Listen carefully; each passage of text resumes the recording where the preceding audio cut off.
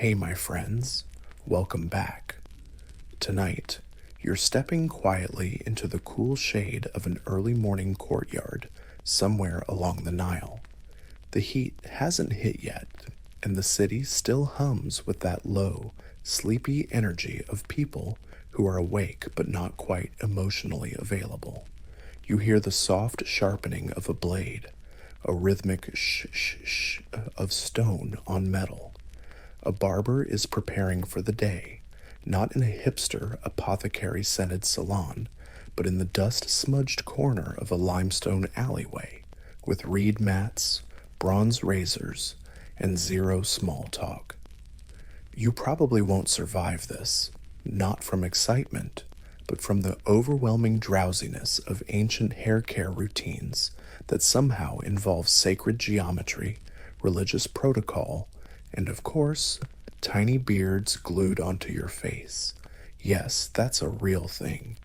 So before you get comfortable, take a moment to like the video and subscribe, but only if you genuinely enjoy what I do here. And drop your location and local time in the comments. I love seeing where and when people are tuning in from across the sleepy globe.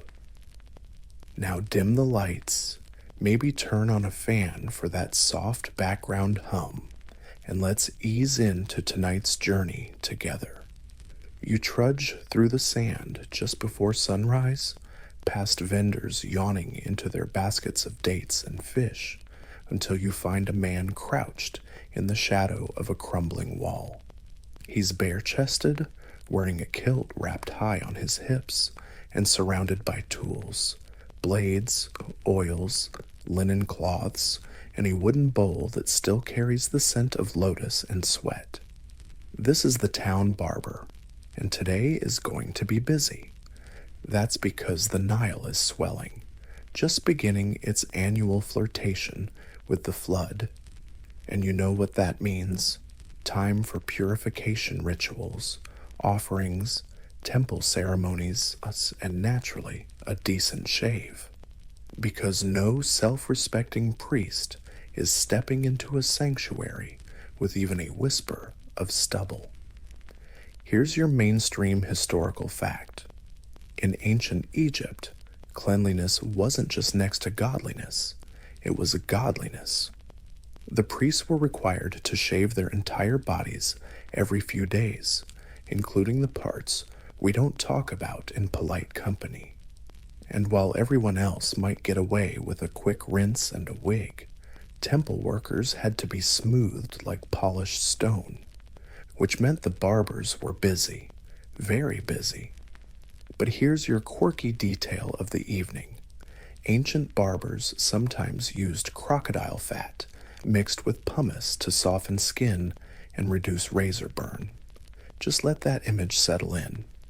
1 minute, you're admiring a lovely Nile croc from a safe distance. The next, you're grinding up its fat to soothe your cousin's post-shave itch. Historians still argue whether these early barbers were full-time professionals or just part-time side hustlers. Were they attached to temples, employed by noble households, freelancers roaming from courtyard to courtyard like dusty hairstylists with sandals? The answer, frustratingly, seems to be yes, probably all of the above. It depended on the city, the status of their clients, and whether or not their hands shook before breakfast. This morning, the man you're watching starts with a simple scalp shave. His first customer is a farmer, not wealthy, but respectful. The barber wets a cloth in the Nile water he keeps cool in a clay jar. He dabs it over the man's head and begins the scrape. There's no lather, no foam, just a careful draw of bronze over skin, slow and deliberate. The hair comes away in thin curls, dropping onto the sand like discarded brush. They don't talk much. The barber knows better. Because in ancient Egypt, barbers weren't just hair cutters. They were listeners, silent observers, keepers of secrets. A nod here, a hum there, but no unsolicited gossip. Not because they didn't have the tea, but because they knew where their bread was shaved or buttered. You notice that once the cut is done, the man pays with a small loaf of bread and a few dates. There's no coin, no scroll, just a quiet trade. This is daily life at its most basic. A service, a gesture, and a nod. More clients arrive. A scribe with a wispy mustache that he insists on keeping intact. A boy sent by his mother for his first ceremonial trim. Even a priest, his robes carefully hitched up, sandals dusty, face expressionless, waits in line like everyone else. No special treatment, just silent understanding. As the sun rises, the light shifts across the ground, catching on the razor's edge. You think about how something as simple as a haircut, a shave, a cleaned-up beard, these were powerful rituals, tightly woven into status, religion, and survival.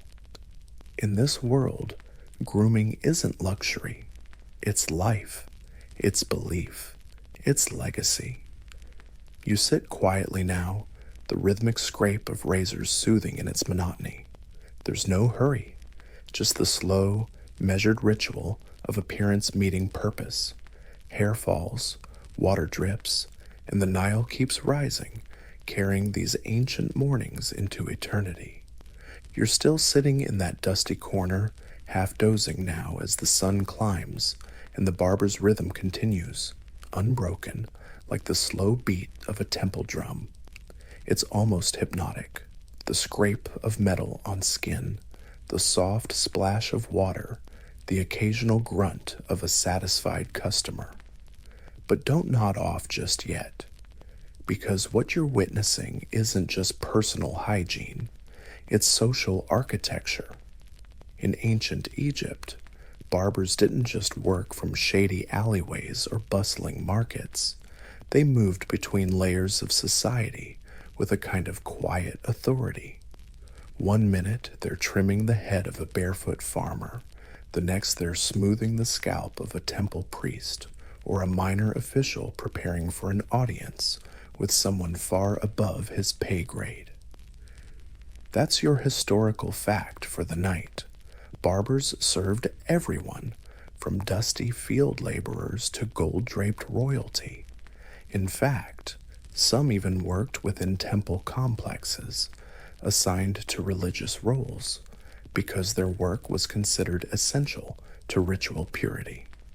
Imagine being the guy in charge of shaving the high priest's armpits before a sacred ceremony. Pressure? Absolutely. But also status. In the right circles, barbers were trusted hands close to the sacred. Now here's the delightfully weird part. Barbers had to follow silent social rules depending on who they were shaving.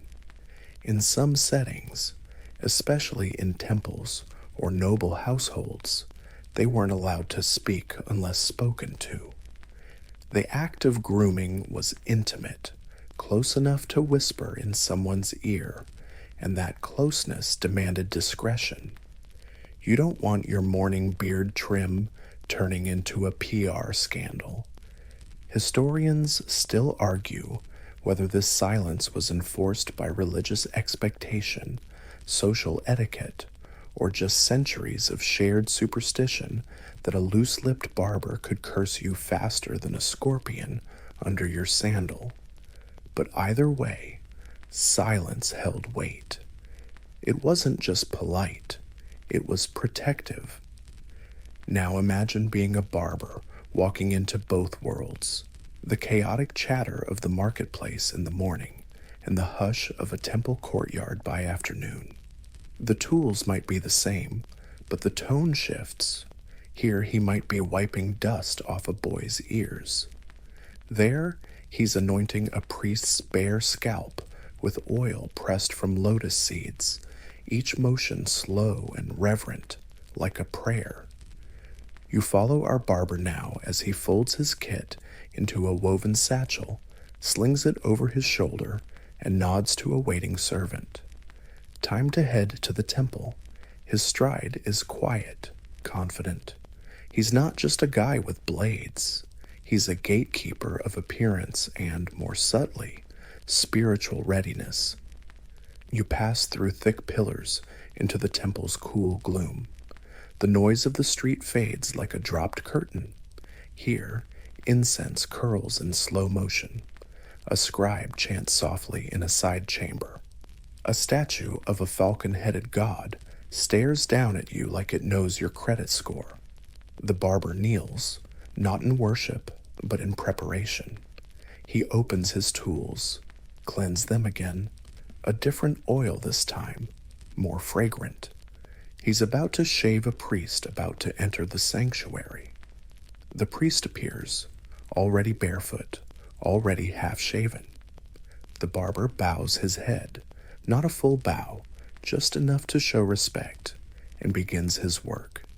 It's so silent you can hear every tiny breath. The blade glides over the priest's head, catching the light from a narrow window above. You almost expect the statue to blink in approval. Once finished, the barber doesn't wait. He packs his tools, leaves without a word. Payment will be handled later, probably in bread or oil, maybe a clay jar of wine if the temple's feeling generous. He doesn't linger. His part is done. Shaving isn't the main act. It's the quiet preparation before something sacred. Back outside, the barber blends once again into the crowd. No titles, no robes, just a man with a satchel and hands that know how to hold a blade like a sculptor holds a chisel. He might not build statues, but he shapes how people are seen by their peers, their gods, even themselves. You find yourself wondering now, who shaved the pharaoh? Did he sit for a trim like everyone else? Did he chat with his barber or sit in silence, letting the ritual shape his thoughts before ruling a nation? There's no surviving footage, of course, but somewhere, someone held that razor, and they probably had strong opinions about sideburns. As the day warms, the streets grow louder again, but you carry with you the hush of that sacred chamber, the way a simple act, done well, done quietly, can hold a kind of power that even gold can't buy. The sun is now high, the light turning harsh and bright, baking the bricks and the backs of necks. You find yourself ducking into a shaded archway where another barber works, this time in a busy market square. He's surrounded by the hum of bargaining, braying donkeys, clanging bronze, and one very persistent vendor yelling about figs. Still, in the middle of the chaos, the barber's space is strangely calm. Just a low stool, a mat, and a box of tools that look deceptively simple. Let's anchor in tonight's firm historical fact. Ancient Egyptian barbers used bronze razors, often crescent-shaped, kept sharp with stones and polished to a gleam. These were sometimes buried with their owners, a sign of both personal pride and professional identity. The blades weren't disposable. They were prized, reused, and possibly named. Okay, naming the blade isn't proven, but come on, wouldn't you name your sacred eyebrow sculpting crescent? And your quirky detail? They also carried teeny tiny combs, like really small, palm-sized combs with teeth so close together they'd make your modern plastic detangler weep. These weren't just for styling, they were for NIT picking, literally. Delousing was part of the package. So yes, you got a shave, but you also got a head check. Ancient barbers were basically the world's first stylists, and school nurses rolled into one. Historians still argue whether barbers were expected to provide these grooming extras as part of their fee, or whether things like lice removal were premium tier. The evidence is vague. Some texts describe full body treatments. Others hint that NIT combs were sold separately. As usual, the papyrus leaves us with more questions than answers. You watch as today's market barber begins to work. A merchant in a blue linen tunic has taken the stool. He leans back, arms crossed over his chest, as the barber pulls out his razor and a small bowl of scented oil. The blade is first tested, drawn lightly over the back of his thumbnail, the way a modern chef might test a knife's edge. Satisfied, the barber begins. The stroke of bronze against skin is almost invisible. Soft, practiced, perfectly smooth. The merchant doesn't flinch.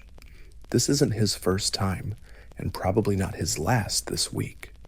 Ancient Egyptians were not into the scruffy look. Even the average guy tried to keep his chin smooth and his scalp tidy.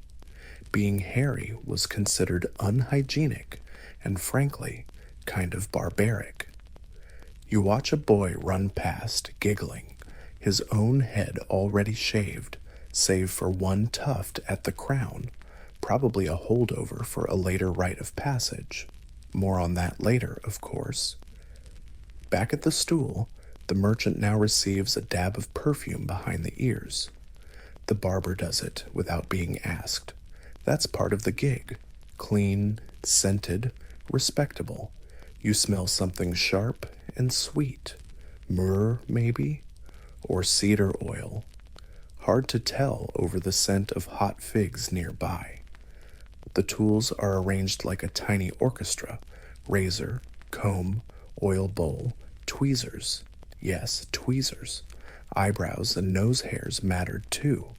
This guy is getting the deluxe. And yet, the entire process is oddly serene. No chit-chat, no mirror. Just trust. You have to really believe in someone's hand strength to let them at your face with a sharpened bronze half-moon and zero anesthesia. You move closer to the barber's box, noting how carefully everything is stored. The razors are wrapped in cloth. The combs have been soaked in something that smells, vaguely like vinegar. A nod to cleanliness, perhaps, or just tradition. Maybe both. It occurs to you how similar this is to modern barbershops, minus the Bluetooth speakers and questionable beard oil. The ritual is timeless, sharpening tools, preparing the client, the quiet connection, the transformation, however subtle. And still, despite its simplicity, there's something deeply formal about the whole thing. A customer doesn't just plop down like they're ordering a shawarma. There's a sequence: the greeting, the offering of oil, the blade warming in the sun. These things matter. They create trust. They keep the line between client and cutter clean. You overhear two men arguing about who is the sharper blade, each swearing their barber is superior. It's playful, but with edge. Personal grooming, it seems, was a bit of a loyalty game. Once you found your guy, you stuck with him.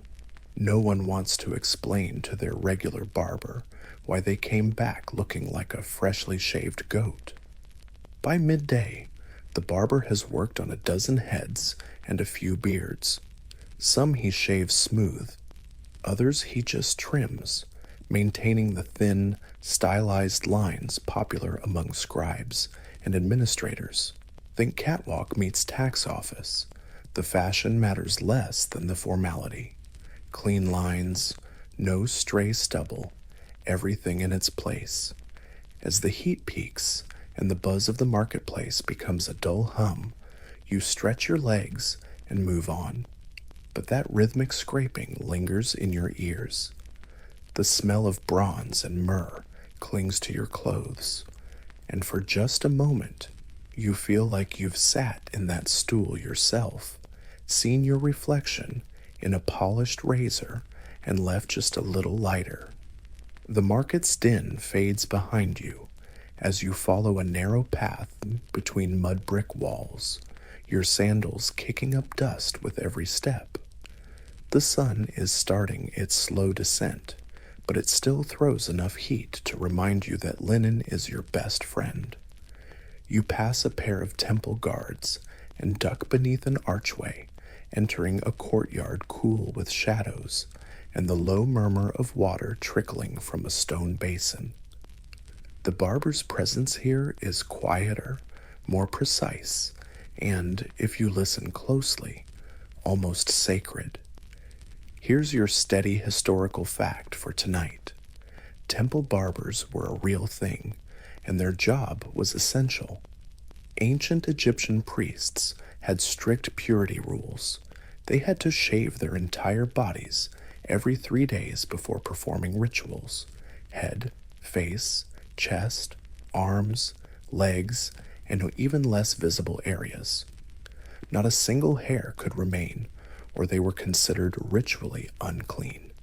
That's one way to make sure you never skip a grooming appointment. But here's the fringe tidbit you didn't know you needed. Some temples actually had designated barber rooms.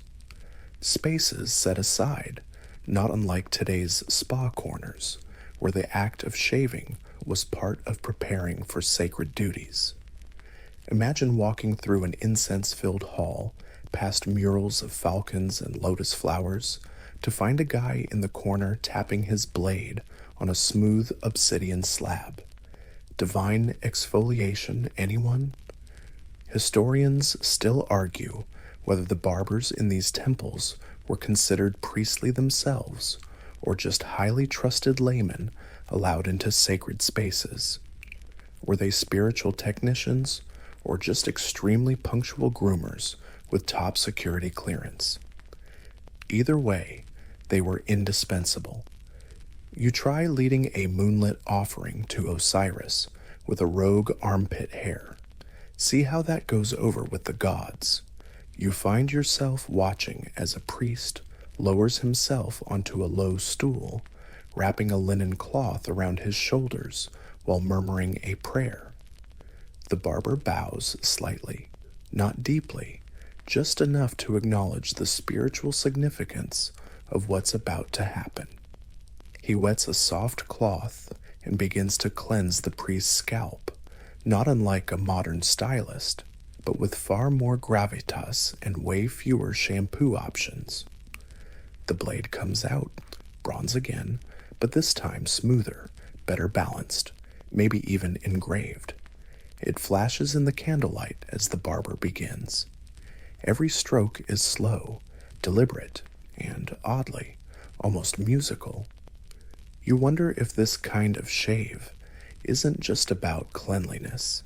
Maybe it's meditation, one stroke for each step closer to the divine.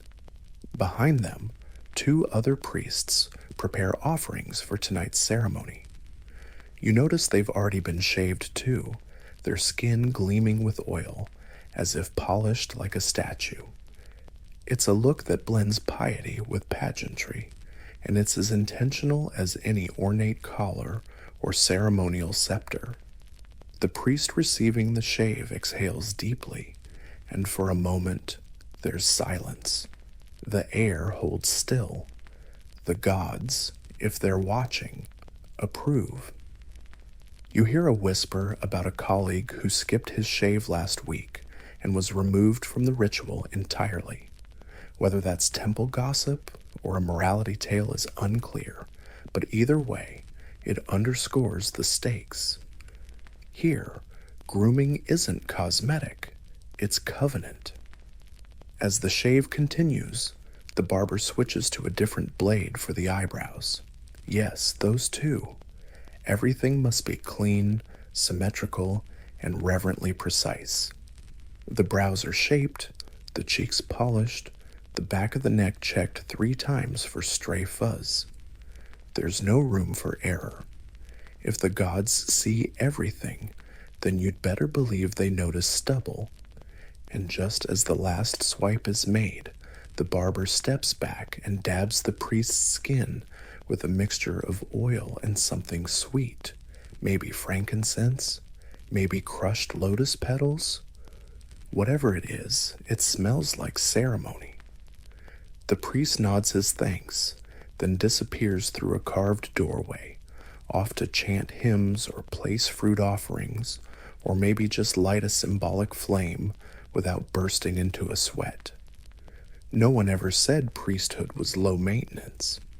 The barber, meanwhile, rinses his tools in a small basin, dries them meticulously, then places them into a woven satchel that he folds like a sacred bundle, everything in its place, everything clean. You sit for a while longer, just listening. The trickle of water, the quiet clang of metal, the way footsteps echo differently in this sacred space. It's not loud here, it's not dramatic, but it feels important. And in that silence, you realize something oddly comforting. Even the holiest people need a good shave. You step back into the open air, blinking at the sunlight as your eyes adjust. It's late afternoon now, the city humming with the low buzz of a population slowly winding down, but not yet ready to sleep.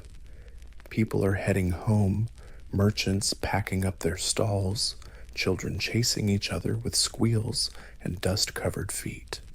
And yet, even in this everyday motion, you spot another barber at work, this one adjusting something far more delicate than a beard, a wig. Yes, it's a wig. Because your steady historical fact for today is this. In ancient Egypt, wigs were everywhere. They weren't just fashion accessories. They were daily essentials, status symbols, and protection from the sun. Even the most devout head shavers weren't about to stroll into high society bald and blistered. So the solution? A good wig. Or three. And here's your delightfully odd tidbit. Wigs came in all shapes, sizes, and materials. Human hair, of course, was common. But for the less fortunate, or just more creative, wigs might include plant fibers, wool, or even palm leaf strips. Imagine sweating through a party while wearing a headpiece made of stringy desert grass. You'd pray to the gods for a breeze and some personal space. Historians still argue whether wigs were purely practical or had ritual functions too. Some claim certain styles were reserved for ceremonies, with symbolic meanings tied to status or divinity. Others suggest it was just about looking good while pretending not to care. Honestly, who among us hasn't faked casual elegance with something itchy and expensive on our head? You settle near the barber, who's carefully helping a young man with a new wig fitting. His scalp has already been shaved to a glossy perfection, and now the barber is securing a braided black wig with beeswax and, oddly, linen strips tied under the chin. Not the most comfortable fashion, but definitely effective. The young man tilts his head this way and that, inspecting the result in a polished bronze mirror, lips pursed in deep concentration. Approval finally comes with a raised brow and a slight nod. You've seen this before today. A man walks past in the opposite direction, his wig styled in careful ringlets. Beside him, a woman wears a longer piece that cascades to her shoulders, every strand neatly coiled, smelling faintly of myrrh. You realize these are the trends of the day, like scrolling through an ancient Instagram feed made entirely of hair. There's an art to wig maintenance, too. The barber dips a small brush into oil and runs it through a lock of synthetic hair. This isn't just about appearance. In the heat and dust, wigs get brittle. They crack, break, and fall apart faster than your patience in a modern customer service line. So regular upkeep is essential.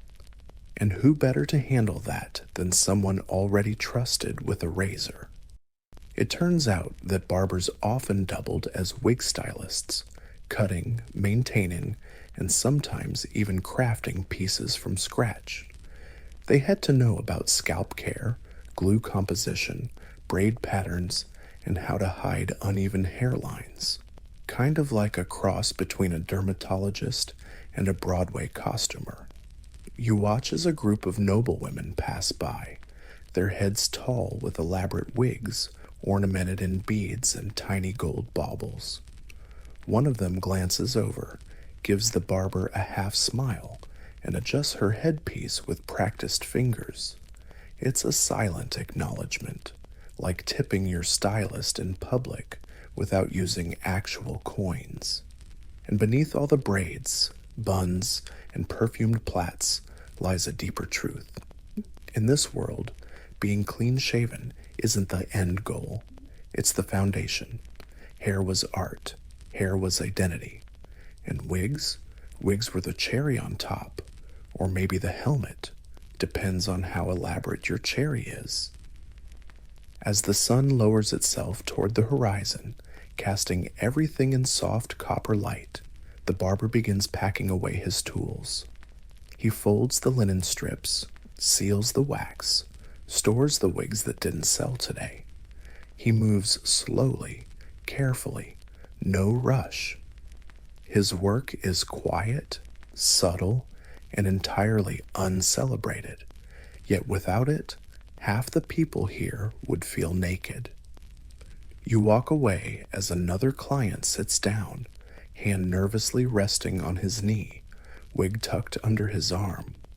It's a silent trust, this thing between barber and client.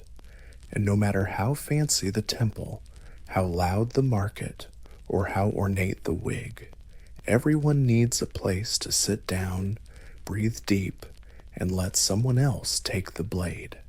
Evening settles slowly over the rooftops, laying warm amber light across crumbling mud brick, flickering oil lamps, and the occasional flutter of linen in the breeze. You follow a narrow alley where the shadows grow deeper and the noise of the city fades to a hush.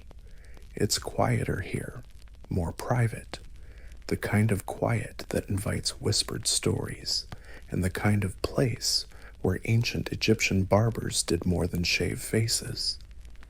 They listened. Your mainstream historical fact tonight is a subtle one. In Egyptian society, the barber was often seen as a confidant, not because it was part of the job description, but because the job placed them literally close to the face, the neck, the ears. Close to the truths people didn't always speak out loud. In a world where trust was sacred, a man who held a razor to your throat had to be someone you could talk to, or someone you never dared to lie to. Now for the fringe nugget. There are scattered hints in surviving writings that barbers were sometimes used as informal advisors, or more cheekily, therapists. A nobleman having a bad week, he might unload his complaints during a quiet shave. A merchant on the brink of a risky deal, maybe he sought clarity while getting his beard trimmed into just the right angle. It wasn't therapy in the modern sense, but it was proximity, privacy, and the gentle permission of silence. Historians still argue whether barbers were actively sought for counsel or if they were simply convenient recipients of stress-drenched monologues. Was their reputation as confidants earned or assumed? Either way, the blade gave them power, and the ears gave them leverage. You sit now near a modest home, half hidden behind a courtyard wall. A small oil lamp flickers beside the stool where an older man waits. The barber arrives just as the stars begin to appear, tired, soft-spoken, his satchel of tools swinging low. He nods in greeting but says nothing. The client, A mid-level scribe, by the look of his stained fingers and ink-smudged sleeves, doesn't speak either. Not yet. The shave begins, cloth pressed against the chin, oil dabbed across the jaw, blade drawn slowly, methodically across the skin. The scribe closes his eyes, exhales, then finally speaks. "It's the taxes," he mutters. "They're coming again next week." The barber doesn't respond, just switches blades, wipes clean, continues. Another stroke, another breath. "And my son," the man adds after a pause, voice quieter. He wants to leave, to go north, to the Delta. He says Thebes is too small. Still nothing from the barber, just that soft scrape, the scent of sandalwood, and a nod so slight it might be a trick of the firelight. There's something deeply human about this moment. One man with his thoughts, the other with his tools. No judgment, no advice, just space, a sacred silence filled with motion and meaning. You think back to earlier in the day, the loud bartering, the crowded market, the children yelling about mangoes. And here now, in this shadowed corner, everything slows. You begin to understand why so many people sought the barber at the end of the day, not just for grooming, but for grace. Because let's be honest, sometimes you don't need a solution. You just need someone to listen while holding a very sharp object near your neck.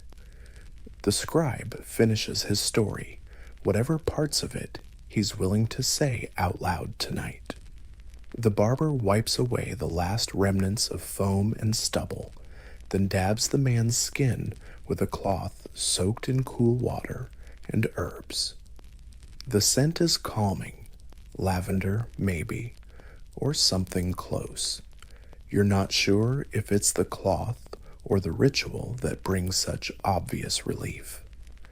No money is exchanged tonight, just a nod, a thank you in body language, and then the scribe is gone, disappearing back into the twilight like a weight has been lifted. The barber begins to pack up, slowly, methodically, every tool in its place. His fingers linger on the blades, not with pride, but with familiarity. These are his instruments, yes, but also his voice, his vocabulary, his way of offering kindness without speaking. You walk with him part of the way home. He says nothing. You say nothing. The night air smells of smoke and Nile mud, and your feet crunch softly against packed earth.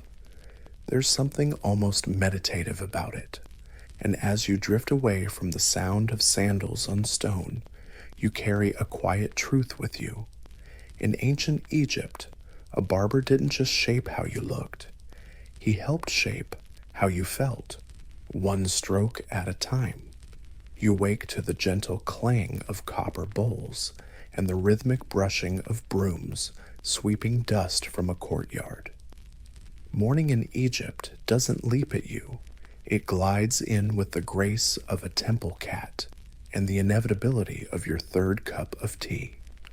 You stretch, yawn, and wander toward the sound of children laughing, because today the barber's clientele is smaller, much smaller, but their hair still follows very big rules. You spot a group of children sitting in a loose semicircle, legs crossed, arms sticky with morning sweetness from pomegranate juice or maybe just plain sand. One of them has a long, thin braid curling down the side of his head. The rest of his scalp is bare, shining in the sun like an overly polished papyrus scroll. Here comes your history anchor for today. In ancient Egypt, children often wore their hair in a distinct style, a shaved head with a single side lock or braid, known as the side lock of youth. It wasn't a fashion whim. It was a cultural marker, something that said, this person is still in training, training for adulthood, responsibility, and yes, eventually more hair options. Your quirky little wrinkle. That side lock wasn't just a casual braid.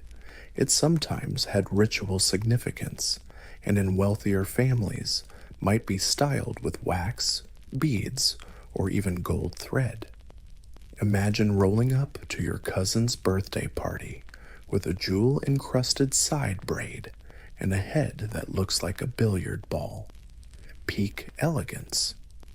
Historians still argue whether the sidelock tradition had strong religious origins or was just a widely accepted social code. Some scholars suggest it symbolized the child's connection to the god Horus, the divine sun, while others think it was simply a practical way to keep kids cool while reminding them, and everyone else, that they still had growing to do. Either way, no kid was cutting it off on their own. That was a barber's job, and not to be taken lightly. You watch now as a boy no older than 6 perches on a low stool, fidgeting. The barber squats behind him, carefully unrolling a linen cloth and inspecting the already clean scalp. The child squirms until his mother gives him that look, the ancient universal language of "don't embarrass me." The barber dips his razor into a small pot of oil and gets to work. The blade glides over the smooth crown, lifting away the barely there stubble from the last trim. He's careful not to nick the skin. There's no dramatic crying today, not on his watch. Once the majority of the head is cleared, the barber leans in closer to the sidelock. He doesn't trim it, not yet. That comes later, when the boy's ready to enter adulthood. For now, he oils it, straightens it with a small carved comb, and tucks a thread of blue cloth around its base. A quiet ritual, done 1,000 times before and 1,000 more to come. In the background, another child climbs into the seat, clutching a carved wooden toy shaped like a goose. She's older, maybe 10, and this is likely one of her last visits before the sidelock comes off for good. Her expression is solemn, but her eyes shine with pride. And here's the thing, they remember this. For the rest of their lives, these children will recall the first time they sat still for the blade, the scent of the oil, the feel of the wind on a freshly shaved scalp. It's one of those ancient rites that doesn't need a monument. The memory is the monument. The barber, ever patient, ever precise, treats each child like royalty, even the wiggly ones. His hands move with practiced ease, steady as sandstone. He doesn't scold, doesn't rush, because this isn't just about hair, it's about identity. As the final child hops down and runs off, sidestep wobbling slightly under the weight of his beaded braid, the barber cleans his blade on a cloth and sighs. He's older than most of his clients by decades, but he remembers too. His own first trim, the feel of the cool blade, the way he ran his hand over his smooth head afterward, like he'd just been reborn. You linger as he sits back, watching the kids vanish down the alley in a blur of giggles and tiny sandals. His work today won't make history scrolls or tomb walls, but it made someone feel important, centered, seen. And as the morning breeze flutters through the courtyard, you realize hair grows back. But moments like this, they stick. You follow the breeze down a narrow corridor where stone lions sit watchful and half asleep in the shade. Ahead, a bronze door swings open into another courtyard, and from it strides a man with a chin so sharp and deliberate, you'd think geometry had something to do with it. But no, just a good beard. Tonight's historical anchor is all about the beard, or more accurately, the politics of facial hair in ancient Egypt. While most men stayed clean shaven, and temple priests, as you know, were practically allergic to hair, beards still had their moment, particularly among royalty. And not just any beard, we're talking false beards, strapped on, glued down, rigid, and regal. Yes, your one solid historical fact. Pharaohs wore false beards as a symbol of divinity, regardless of gender. Even Queen Hatshepsut, one of Egypt's most famous female rulers, wore a ceremonial beard. It wasn't about masculinity, it was about godhood. You ruled like a god. You wore the chin wig. Now for your quirky fact. Some of these false beards were curved upward at the end, much like a fish hook.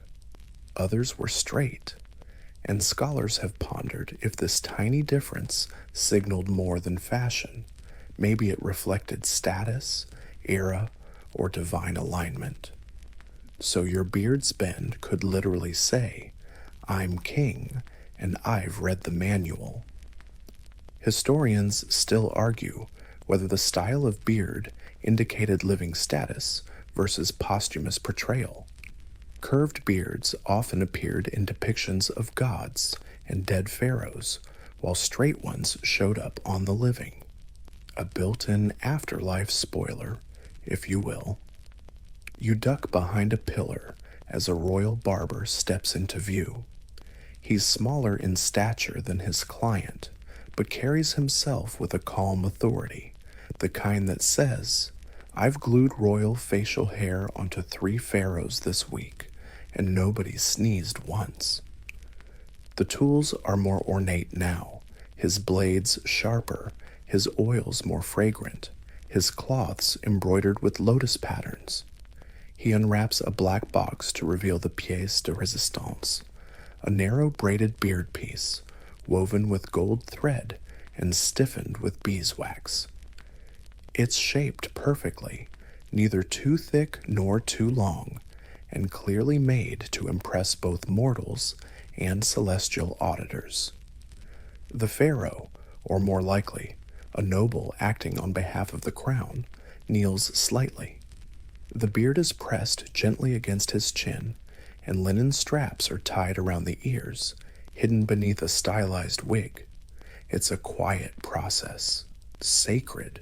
You don't just slap a beard on a god king. After the application, the barber adjusts the beard's angle with tiny brass tongs. You imagine him squinting just a little, checking the symmetry like an artist framing the final stroke. And then he steps back. The transformation is complete, from man to monarch in 60 seconds or less. But not every beard is fake.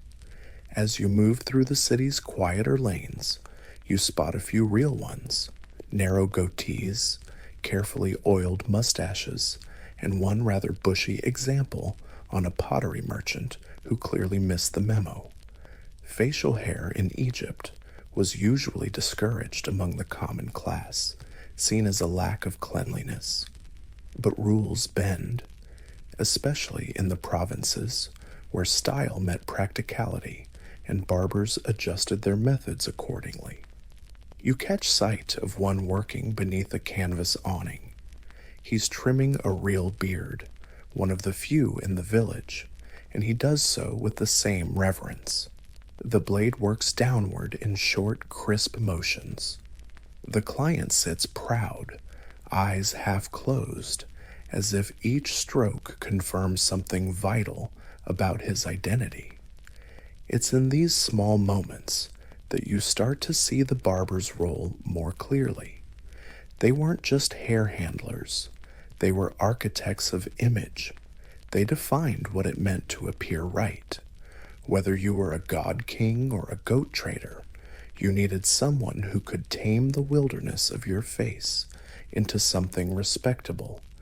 And for the nobles, that included sculpting sideburns, trimming nose hairs, Yes, even then, and ensuring every public appearance was free of stray whiskers. The idea of looking divine wasn't about natural beauty. It was a careful construction, maintained blade by blade. As the stars begin to stitch themselves across the darkening sky, you find yourself near another fire-lit courtyard. A few barbers gather here, comparing tools, sharpening blades, and discussing, without ever saying it directly, which Pharaoh's beard was hardest to glue on. One gestures in a sweeping curve, and everyone groans. Too much wax, someone mutters. Another nods.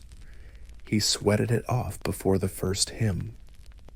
They laugh quietly, but with respect. The beard, after all, isn't just a prop. It's a symbol, a statement. And whether you're shaving it, faking it, or maintaining it, it's a job that demands precision and pride. You lean against the wall, eyelids heavy, and reflect on all the chins, real and imagined, that passed beneath bronze razors. All those faces shaped into something sacred, and all the hands, still, steady, unseen, that made it happen. The night deepens, the air now soft and cooler, brushing against your arms like linen soaked in moonlight. You follow a flicker of torchlight down another passageway, this one leading into a section of the temple complex far quieter than the others. No clanging bronze here, no market calls, just the hush of stone chambers and the faint scent of dried lotus petals. You've stepped into a different rhythm now, one where barbers don't just prepare the living, but serve the divine. Tonight's historical anchor is a little less flashy than golden beards and child braids, but no less significant. In ancient Egyptian religion, there were barbers associated with the gods. Not directly, of course. No one's shaving Osiris himself. But certain barbers were seen as performing sacred duties, preparing priests, mummifiers, and even statues for their ceremonial roles. And your fringe delight of the night? There's obscure reference to a deity sometimes interpreted as a divine barber or purification spirit, though scholars debate whether this was an actual god or just a poetic metaphor in funerary texts. Either way, the idea of divine scissors floating through the afterlife is oddly comforting. You wouldn't want to show up in the next world with uneven sideburns.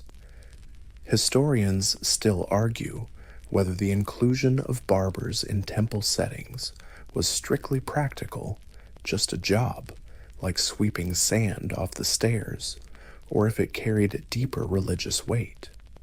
Were barbers in these spaces thought of as purifiers, on par with other temple functionaries?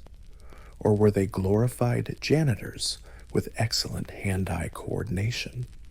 The truth remains, as ever, partially shaved. You enter a low stone chamber lit by a single oil lamp.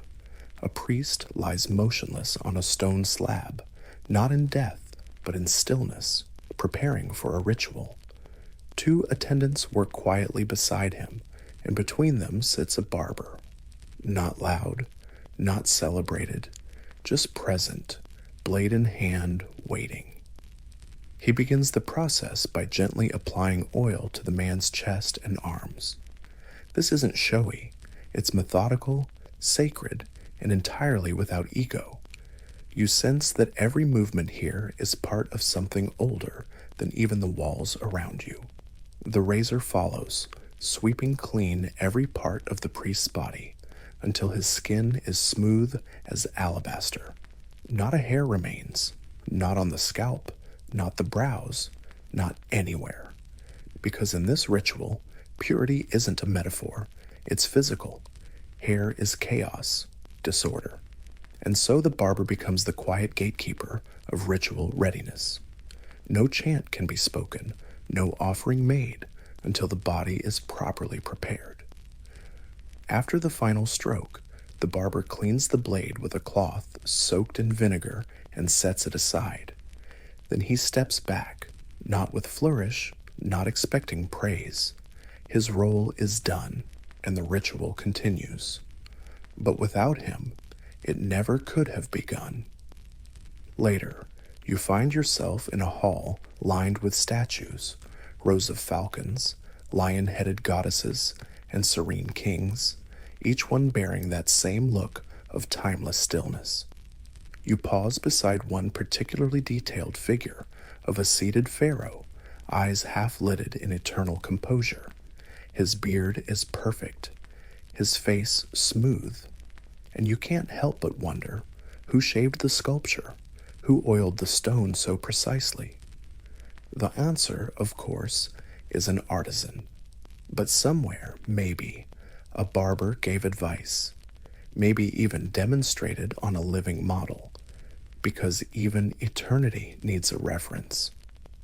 Back in the temple's outer courtyard, you catch a few words from two temple assistants discussing the upcoming funeral of a noble.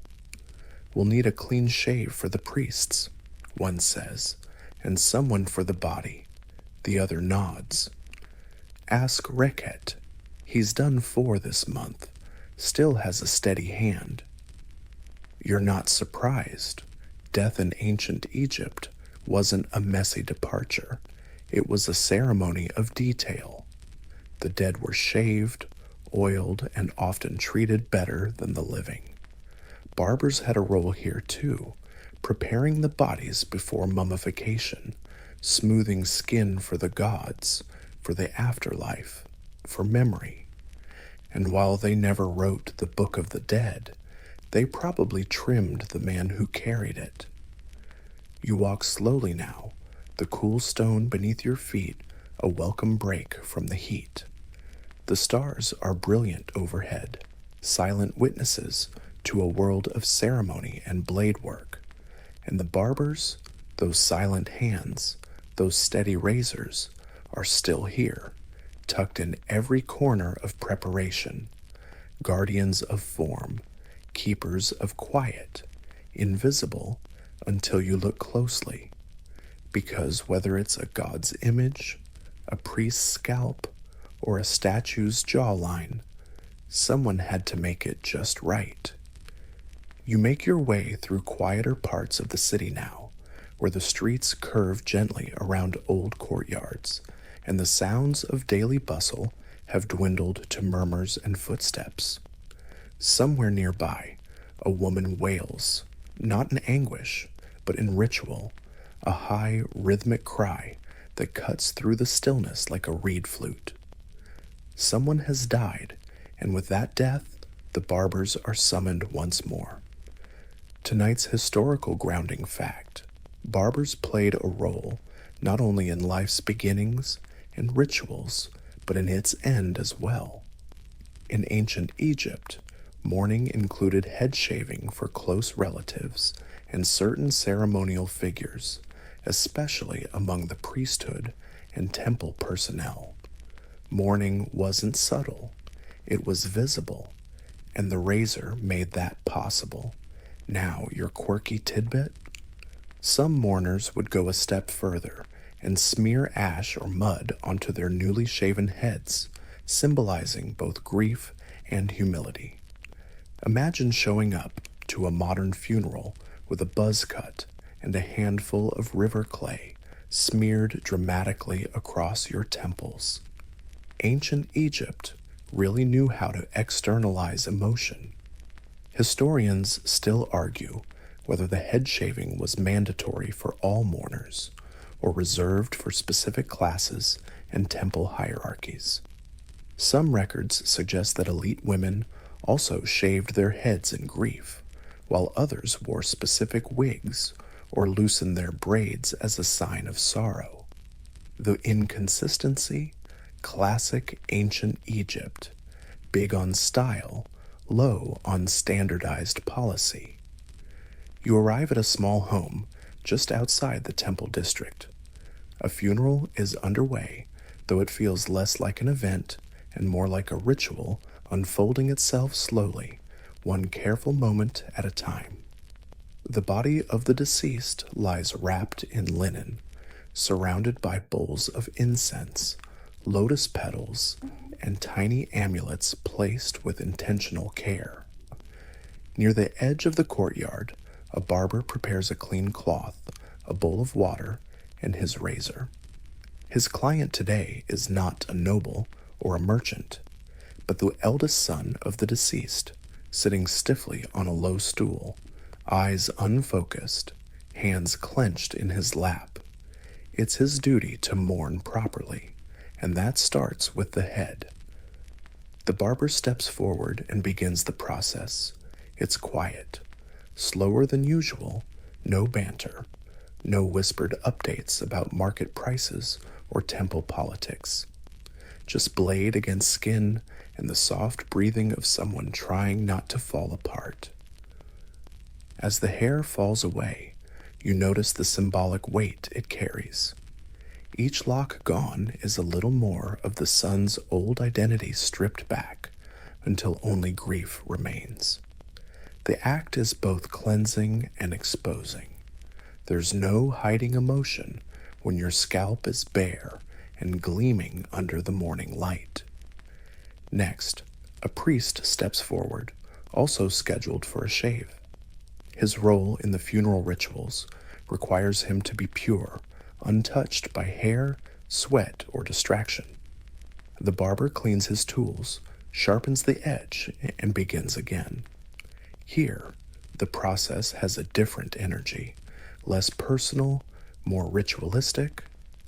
The priest's face is a mask of focus, and the barber's movements match it in tone.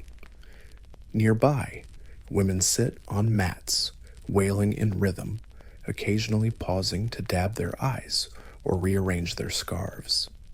A few already have shaved heads. One is holding a small bronze mirror and reapplying kohl around her eyes with a trembling hand.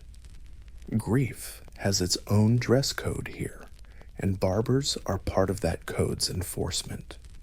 Once the rituals are complete, the tools are rinsed and wrapped. The barber steps back, again unnoticed by most, but central to the entire ceremony. His work doesn't show up in the hieroglyphs, but without it, the mourning wouldn't be whole. The grief would be dressed, but not cut. And in Egypt, that wouldn't do.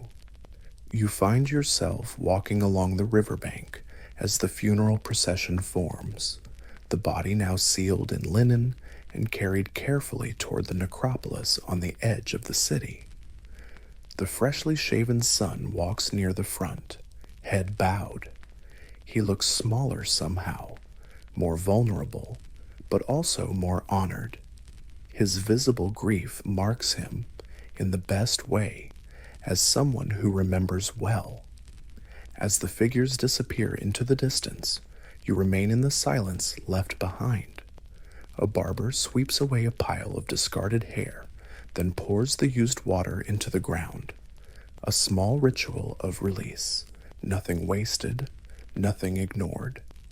It strikes you how many transitions in life, birth, adulthood, priesthood, mourning, are marked by the same tool.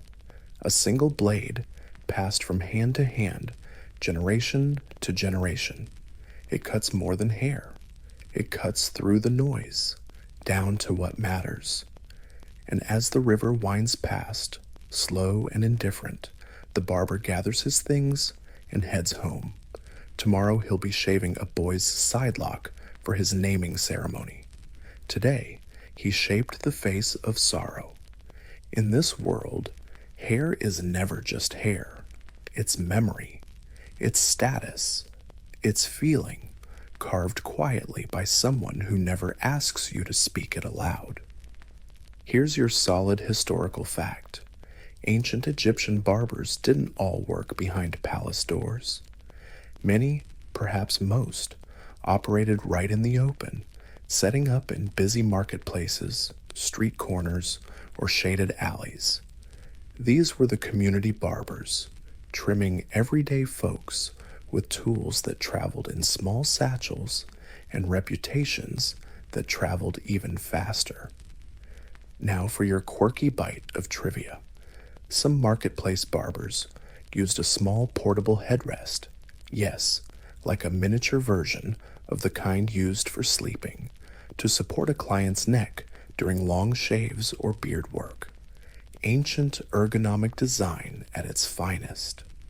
Think memory foam, but made of carved wood and deeply optimistic engineering. Historians still argue whether these open-air barbers were considered lower class or simply more accessible. Some sources suggest the temple-trained barbers looked down on these marketplace shavers. Others argue the opposite, that public barbers were more trusted by locals, more woven into daily life. It might have been a matter of perspective, or just who had the sharper blade. You duck under a canopy to watch one work. His kit is simple: 2 razors, 1 worn comb, a small clay bowl of scented water, and a cloth that's seen better centuries. His client is a carpenter, still smelling faintly of sawdust and something like old varnish. He's got a thin beard that's grown just past tolerable, and his eyes are already closing as the razor touches skin. The barber talks this time. Unlike in temples or noble homes, the marketplace is loud, informal, filled with laughter and the occasional shouting match over lentils. Barbers here swap gossip like currency. Today's news? A fisherman caught an eel the length of his own boat. Also, someone's goat escaped and was found eating grain inside a scribe's satchel. The barber chuckles as he shapes the man's beard with short, tidy strokes. Across the way, another barber works on a young man whose hair is being trimmed into neat rows, a popular look among scribes, meant to signal order and intelligence. Nearby, a girl waits on a mat, her mother braiding her long hair in preparation for a trim.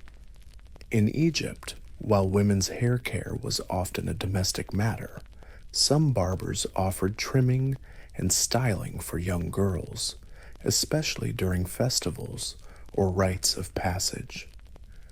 You notice a queue forming, loosely managed and entirely based on social rhythm. People know who's next, even without numbers or signs. An older woman arrives with her grandson, who's clearly nervous. The barber greets her with a joke, eases the boy onto the stool, and talks softly while wetting his hair. The razor never flashes. It glides. It becomes clear that this isn't just about appearance. The barber is part of the market's heartbeat, a pulse that syncs with traders, scribes, children, and travelers. His hands shape more than hair. They restore normalcy. They remind people that despite wars, floods, and economic mishaps, you can still look sharp. You can still feel fresh. Occasionally, a client tries to haggle. The barber doesn't flinch. He's shaved the same man every 6 weeks for 10 years. He knows which wrinkle the man winces at, where his scar pulls the skin taut, which sideburn needs extra attention. The price hasn't changed, and neither has the trust. A merchant in dusty linen shows up next, grumbling about the heat and asking for a full head shave. He's got the build of someone who's wrestled with baskets more than books. As the blade moves across his scalp, you notice something subtle in his face, a softening, a release. This is his reset button. He came for coolness, but he leaves with calm. When it's over, he offers a coin and a handful of dates. The barber tucks them into a pouch without looking, already focused on the next client. Behind him, a boy offers to sweep up the fallen hair in exchange for a sip of sweet water. The deal is struck without a word. You sit back as the sun begins its descent, casting long slashes of light across the canopy. The marketplace slows. The barbers finish their last few clients, clean their tools, stretch their backs. One takes a bite from a sticky fig and nods toward the river, as if already thinking about his evening meal. And you realize, for the 100th time today, that this profession, so quiet, so ordinary, touches everything, from priests to fishermen, children to kings, from private sorrow to public chatter, all with the same blade. The marketplace empties, but the echo of conversation lingers like the scent of oil and myrrh in the air. And in the barber's wake, the world looks just a little neater. You make your way through quieter parts of the city now, where the streets curve gently around old courtyards, and the sounds of daily bustle have dwindled to murmurs and footsteps. Somewhere nearby, a woman wails, not in anguish, but in ritual, a high, rhythmic cry that cuts through the stillness like a reed flute. Someone has died, and with that death, the barbers are summoned once more. Tonight's historical grounding fact: barbers played a role not only in life's beginnings and rituals, but in its end as well. In ancient Egypt, mourning included head shaving for close relatives and certain ceremonial figures, especially among the priesthood and temple personnel. Mourning wasn't subtle, it was visible, and the razor made that possible. Now, your quirky tidbit? Some mourners would go a step further and smear ash or mud onto their newly shaven heads, symbolizing both grief and humility. Imagine showing up to a modern funeral with a buzz cut and a handful of river clay smeared dramatically across your temples. Ancient Egypt really knew how to externalize emotion. Historians still argue whether the head shaving was mandatory for all mourners or reserved for specific classes and temple hierarchies. Some records suggest that elite women also shaved their heads in grief, while others wore specific wigs or loosened their braids as a sign of sorrow. The inconsistency? Classic ancient Egypt, big on style, low on standardized policy. You arrive at a small home just outside the temple district. A funeral is underway, though it feels less like an event and more like a ritual unfolding itself slowly, one careful moment at a time. The body of the deceased lies wrapped in linen, surrounded by bowls of incense, lotus petals, and tiny amulets placed with intentional care. Near the edge of the courtyard, a barber prepares a clean cloth, a bowl of water, and his razor. His client today is not a noble or a merchant, but the eldest son of the deceased, sitting stiffly on a low stool, eyes unfocused, hands clenched in his lap. It's his duty to mourn properly, and that starts with the head. The barber steps forward and begins the process. It's quiet, slower than usual, no banter, no whispered updates about market prices or temple politics, just blade against skin and the soft breathing of someone trying not to fall apart. As the hair falls away, you notice the symbolic weight it carries. Each lock gone is a little more of the son's old identity stripped back until only grief remains. The act is both cleansing and exposing. There's no hiding emotion when your scalp is bare and gleaming under the morning light. Next, a priest steps forward, also scheduled for a shave. His role in the funeral rituals requires him to be pure, untouched by hair, sweat, or distraction. The barber cleans his tools, sharpens the edge, and begins again. Here, the process has a different energy, less personal, more ritualistic. The priest's face is a mask of focus, and the barber's movements match it in tone. Nearby, women sit on mats, wailing in rhythm, occasionally pausing to dab their eyes or rearrange their scarves. A few already have shaved heads. One is holding a small bronze mirror and reapplying kohl around her eyes with a trembling hand. Grief has its own dress code here, and barbers are part of that code's enforcement. Once the rituals are complete, the tools are rinsed and wrapped. The barber steps back, again unnoticed by most, but central to the entire ceremony. His work doesn't show up in the hieroglyphs, but without it, the mourning wouldn't be whole. The grief would be dressed, but not cut. And in Egypt, that wouldn't do. You find yourself walking along the riverbank as the funeral procession forms, the body now sealed in linen and carried carefully toward the necropolis on the edge of the city. The freshly shaven son walks near the front, head bowed. He looks smaller somehow, more vulnerable, but also more honored. His visible grief marks him, in the best way, as someone who remembers well. As the figures disappear into the distance, you remain in the silence left behind. A barber sweeps away a pile of discarded hair, then pours the used water into the ground. A small ritual of release. Nothing wasted, nothing ignored.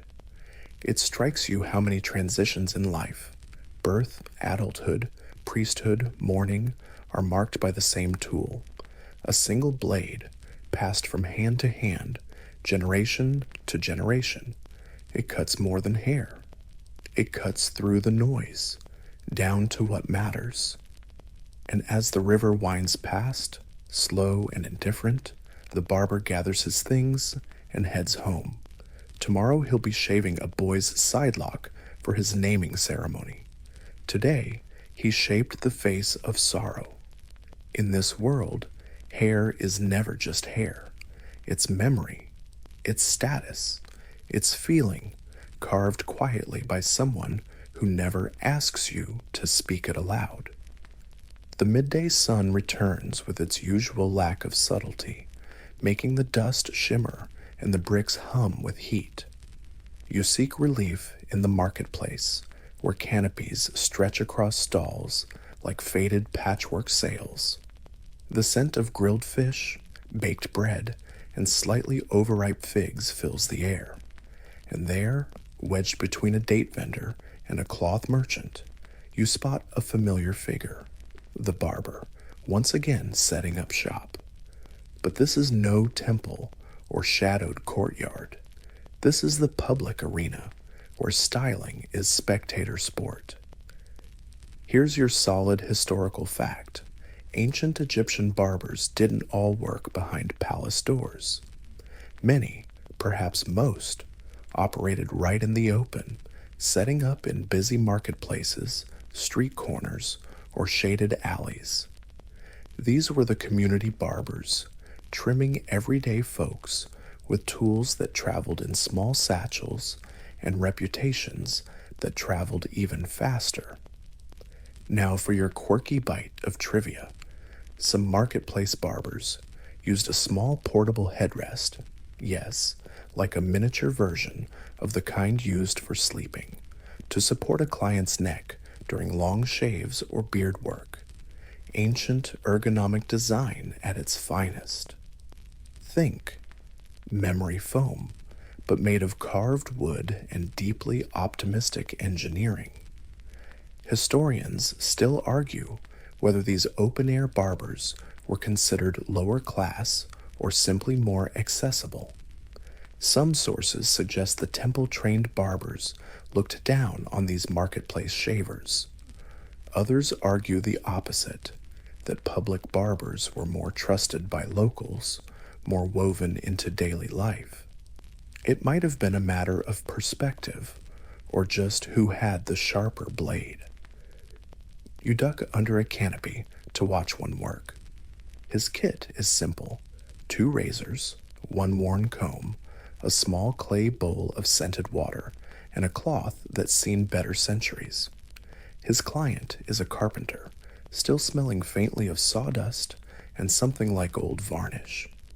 He's got a thin beard that's grown just past tolerable, and his eyes are already closing as the razor touches skin. The barber talks this time. Unlike in temples or noble homes, the marketplace is loud, informal, filled with laughter and the occasional shouting match over lentils. Barbers here swap gossip like currency. Today's news? A fisherman caught an eel the length of his own boat. Also, someone's goat escaped and was found eating grain inside a scribe's satchel. The barber chuckles as he shapes the man's beard with short, tidy strokes. Across the way, another barber works on a young man whose hair is being trimmed into neat rows, a popular look among scribes, meant to signal order and intelligence. Nearby, a girl waits on a mat, her mother braiding her long hair in preparation for a trim.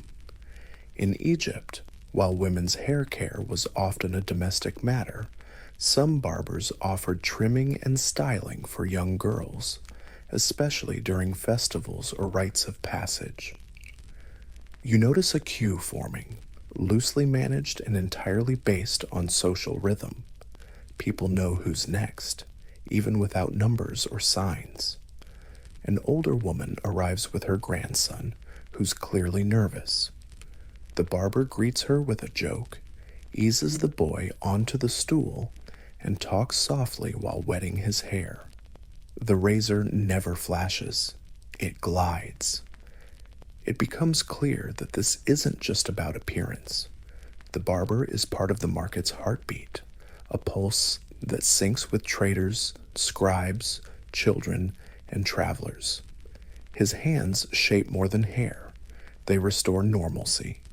They remind people that despite wars, floods, and economic mishaps, you can still look sharp. You can still feel fresh. Occasionally, a client tries to haggle. The barber doesn't flinch. He's shaved the same man every 6 weeks for 10 years. He knows which wrinkle the man winces at, where his scar pulls the skin taut, which sideburn needs extra attention. The price hasn't changed, and neither has the trust. A merchant in dusty linen shows up next, grumbling about the heat and asking for a full head shave. He's got the build of someone who's wrestled with baskets more than books. As the blade moves across his scalp, you notice something subtle in his face, a softening, a release. This is his reset button. He came for coolness, but he leaves with calm. When it's over, he offers a coin and a handful of dates. The barber tucks them into a pouch without looking, already focused on the next client. Behind him, a boy offers to sweep up the fallen hair in exchange for a sip of sweet water. The deal is struck without a word. You sit back as the sun begins its descent, casting long slashes of light across the canopy. The marketplace slows. The barbers finish their last few clients, clean their tools, stretch their backs. One takes a bite from a sticky fig and nods toward the river, as if already thinking about his evening meal. And you realize, for the 100th time today, that this profession, so quiet, so ordinary, touches everything, from priests to fishermen, children to kings, from private sorrow to public chatter, all with the same blade. The marketplace empties, but the echo of conversation lingers like the scent of oil and myrrh in the air. And in the barber's wake, the world looks just a little neater. As dusk bleeds into the streets, the city hums with a lower frequency, Softer voices, slower footsteps, and the occasional bark of a stray dog echoing between adobe walls. You wander through a quieter district now, one where candles flicker behind fabric-draped doorways and dinner smoke curls up into the cooling sky. And you find yourself near a barber's booth once more, but this time something's different. There's another barber just across the path, setting up a nearly identical kit.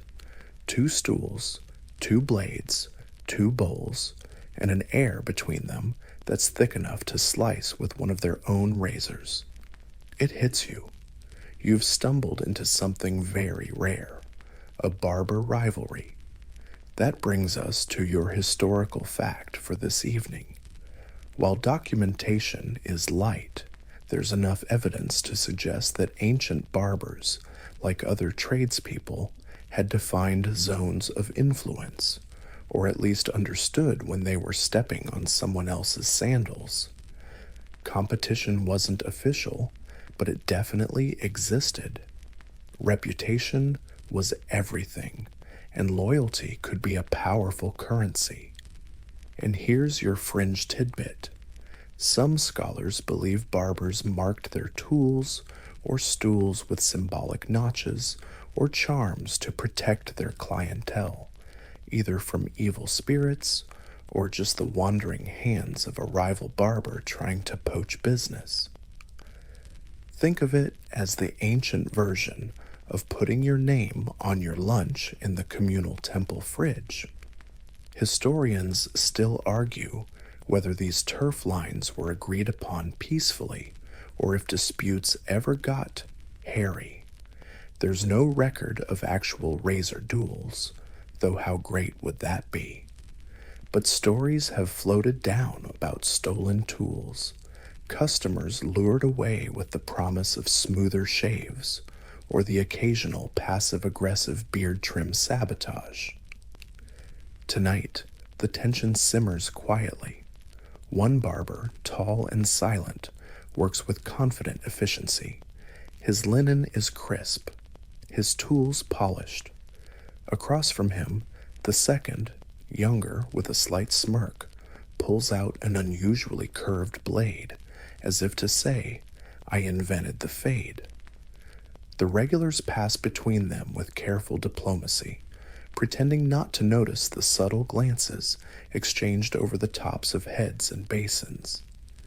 You watch a customer approach, looking from one barber to the other, then awkwardly pointing to the closer stool like someone choosing between 2 equally intimidating falcon gods. The tall barber raises an eyebrow but says nothing. He simply begins. His movements are precise, measured, with an elegance born of years. The younger barber hums softly as he oils a comb, keeping his own rhythm, a dance of blades not touching but definitely circling. Soon, the street fills with watchers, not gawkers, but locals pretending to be casually interested in the weather, while clearly invested in who will win the unspoken standoff. You can feel it in the air, the subtle battle of styles, of traditions versus innovations. One barber uses 3 quick flicks to square off a beard. The other follows with a careful temple lineup that glints under the lantern light. The crowd murmurs, impressed.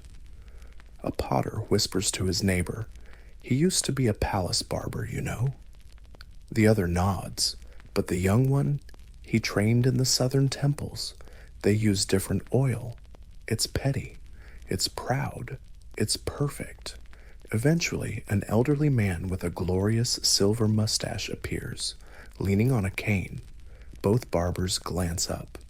This is the client everyone wants, the kind of regular whose word spreads like lotus pollen. The man pauses between them, strokes his chin, and then sits with the younger barber. There's a sharp intake of breath somewhere in the audience. A few quiet laughs. No one dares cheer. That would be uncivilized. But the older barber doesn't flinch.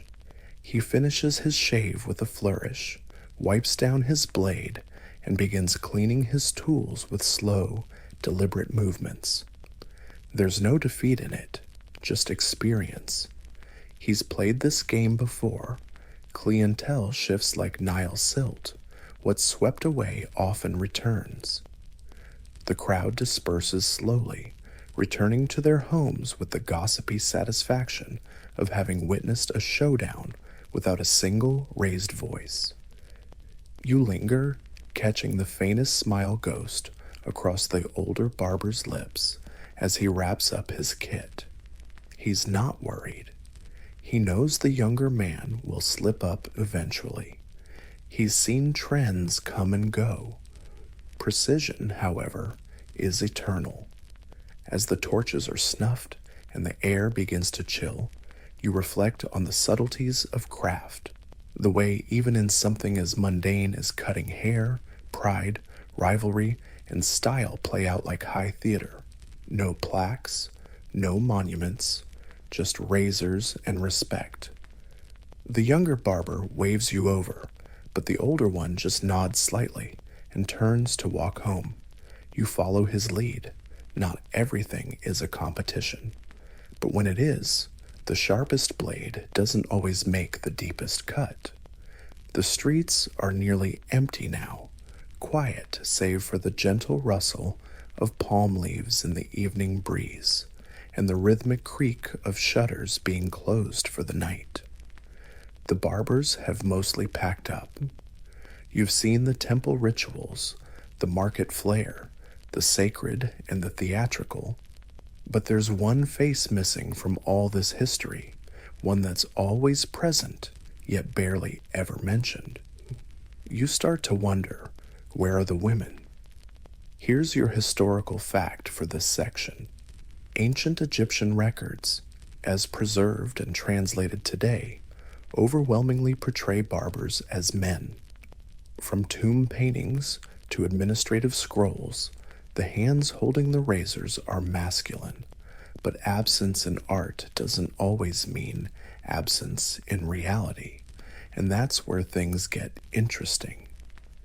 Your fringe tidbit?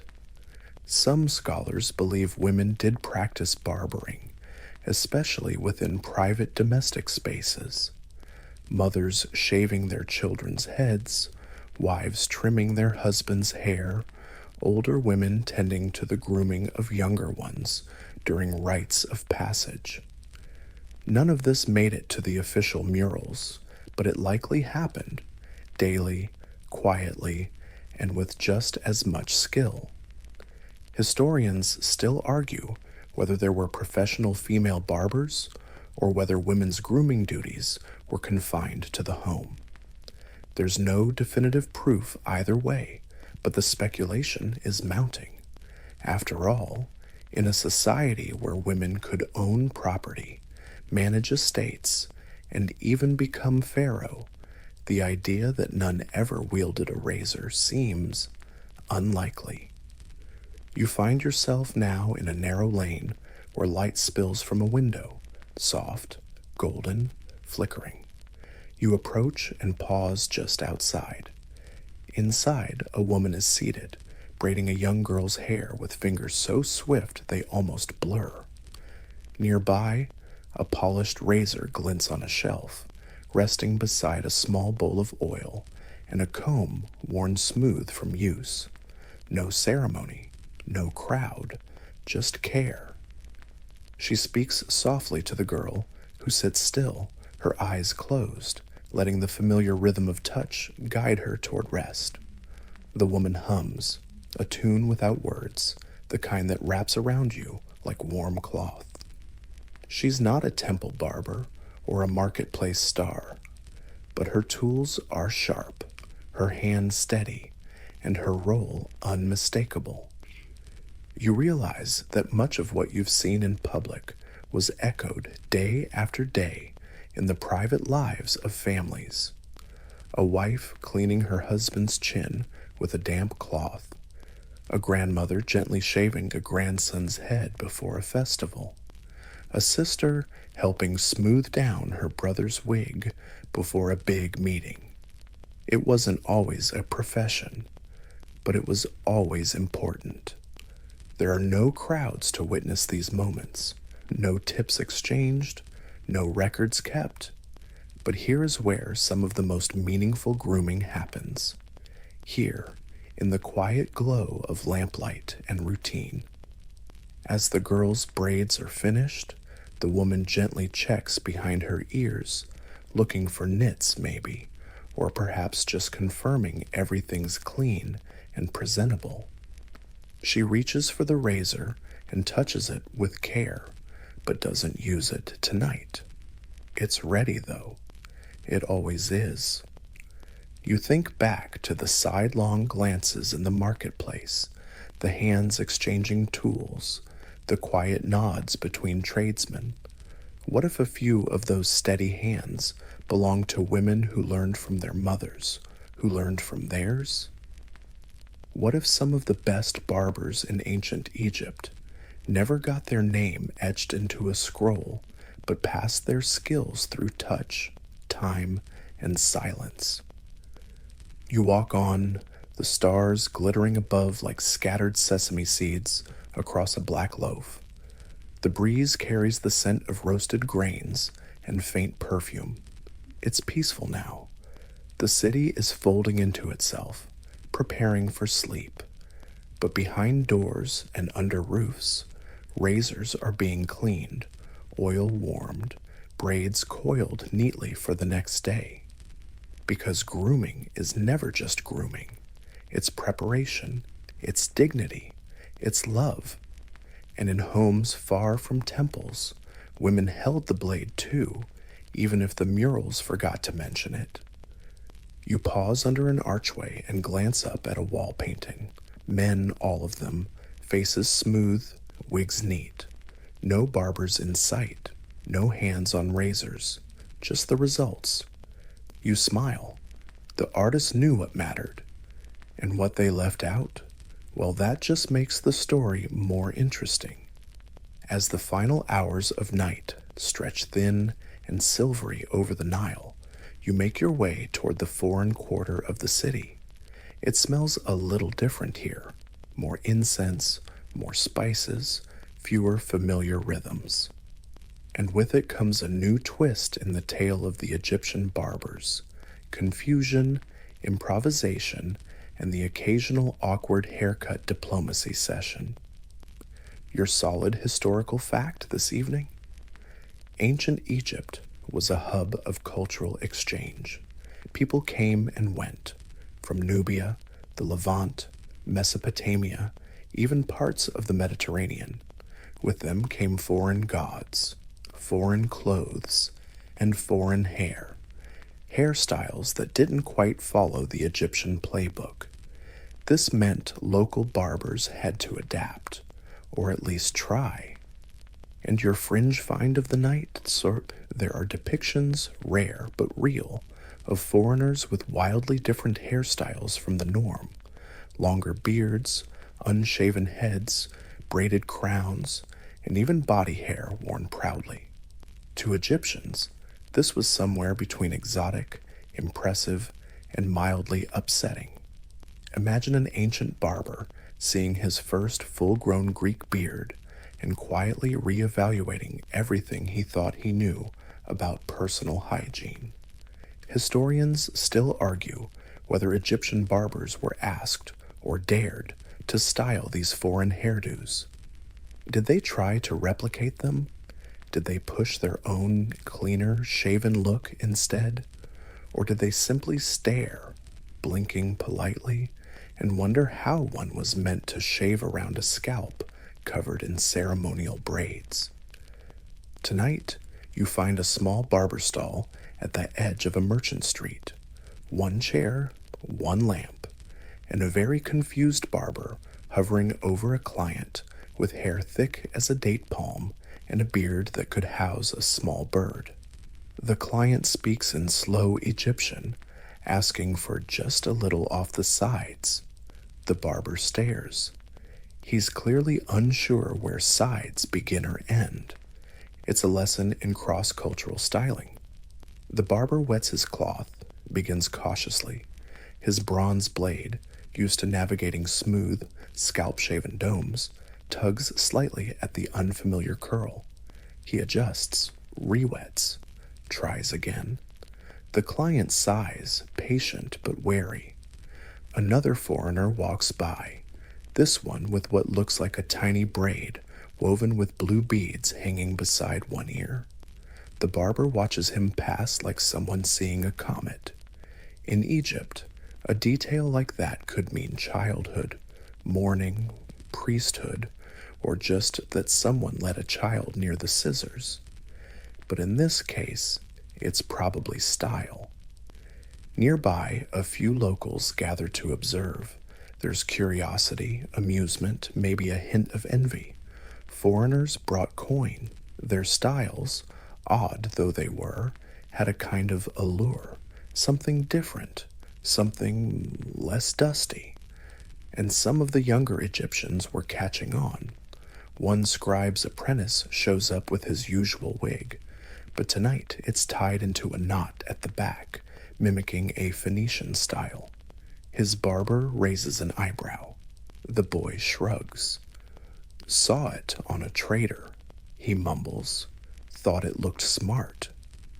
The barber obliges, adjusting the wig, snipping the ends, and muttering something under his breath that sounds suspiciously like, "We'll see what your mother says."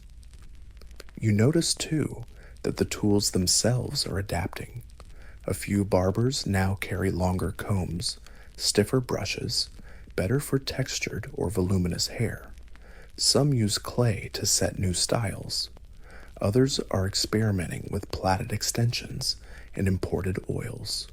A few are even taking notes, literally, scratching diagrams onto bits of scrap papyrus, trying to decode foreign fashion like archaeologists of the present moment. But it's not all envy.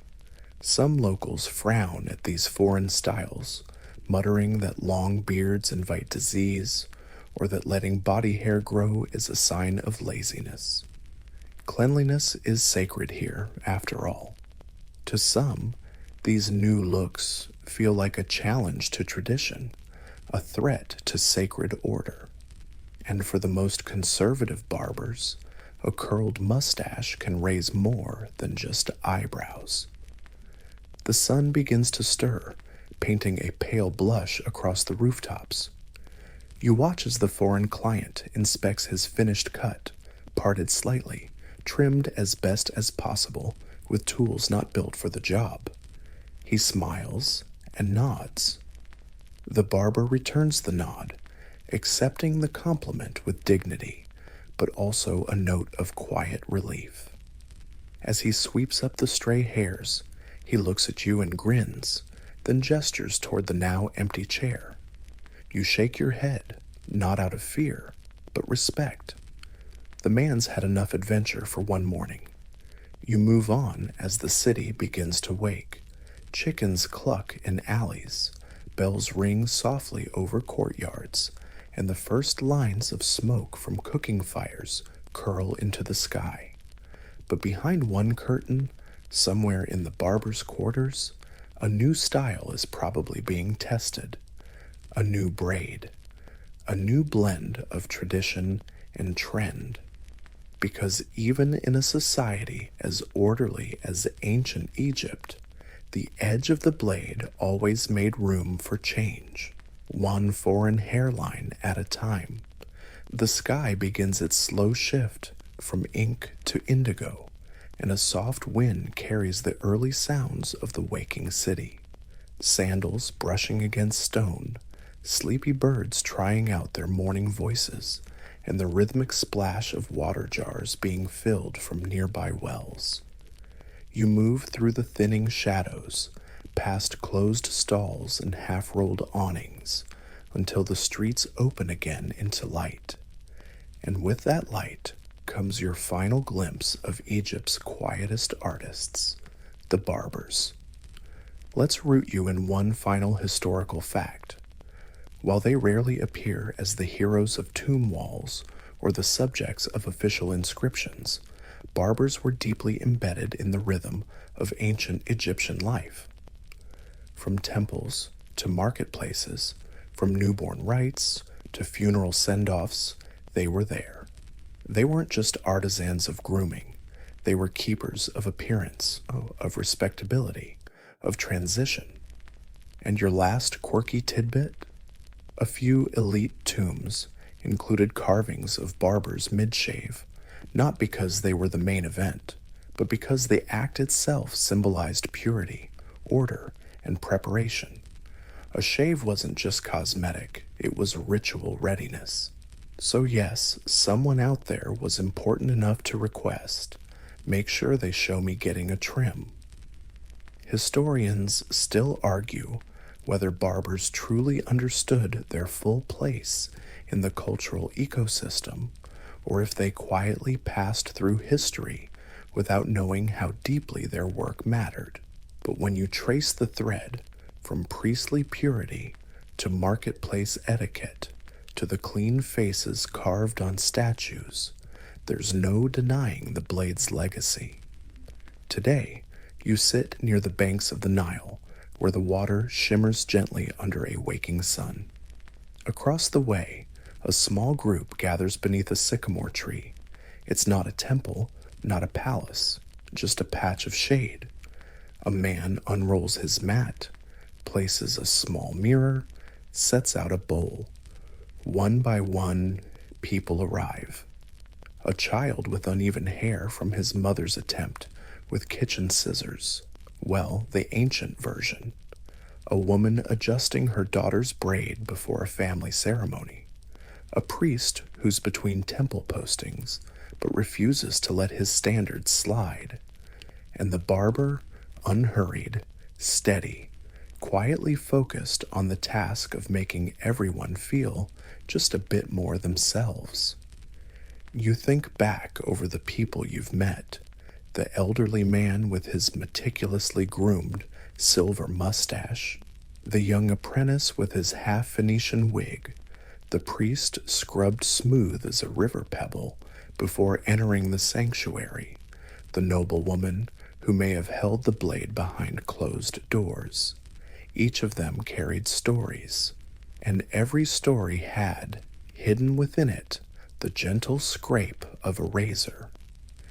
It's in these in-between moments, before the offering, before the dance, before the burial, before the wedding, that the barber's role shines brightest. The last person to touch you before you become someone else, the one who prepares you to meet the gods, or the crowd, or yourself. And the tools? They've remained remarkably unchanged. Bronze blades, linen cloths, bowls of scented oil. A kit passed from hand to hand, perhaps even from father to son, or mother to daughter. No fanfare, no monument, just tradition, wrapped in silence. The barber today hums as he works, and for once there's no rush. The breeze is kind, the river unhurried. He trims a line of fringe on a boy's forehead, then carefully presses a cloth to clean the skin. When he finishes, the boy grins and bolts off, hair bouncing.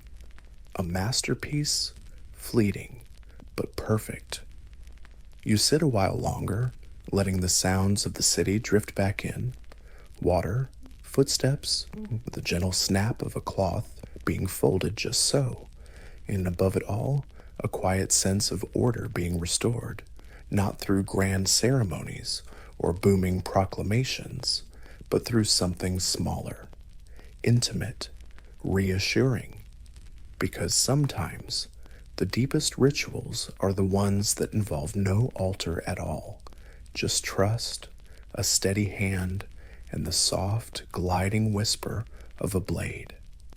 The Nile glides on in the distance, wide and sure, its surface catching the light, like silk stretched tight.